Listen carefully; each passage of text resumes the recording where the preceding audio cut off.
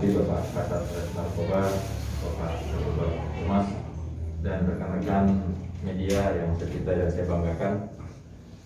Pada kesempatan pagi hari ini, ya kami dari Polres Pelabuhan Makassar akan melaksanakan press release terkait dengan pengungkapan kasus narkoba yang ada di wilayah Polres Pelabuhan Makassar, di mana pada kesempatan hari ini kami akan menyampaikan terkait ada 2 laporan polisi, di mana pengungkapan di awal tahun ini termasuk pengungkapan yang besar, khususnya di Polres Pelabuhan Makassar terkait dengan jumlah barang bukti yang berhasil kita sita dari tangan pelaku. Di mana pada kesempatan pertama ya, kami akan menyampaikan terkait dengan LPN pada tersangka Andi Renaldi. Nah, ini kita amankan. Nah, dari hasil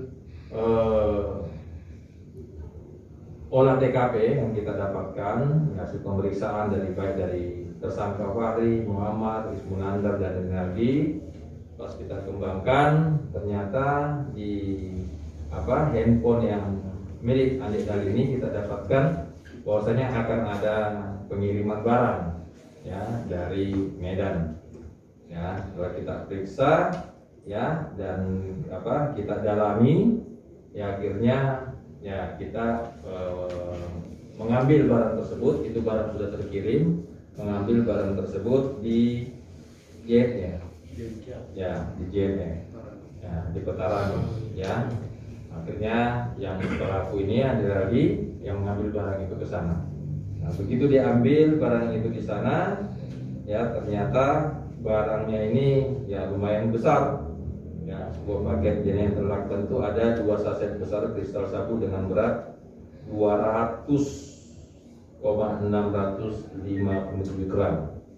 Tapi kalau 200 itu kalau kita hitung kilo seperti 5 kilo. Nah, ini yang kita dapatkan. Nah, ini termasuk besar lah di awal tahun buat Polres Pelabuhan Makassar untuk melakukan semua.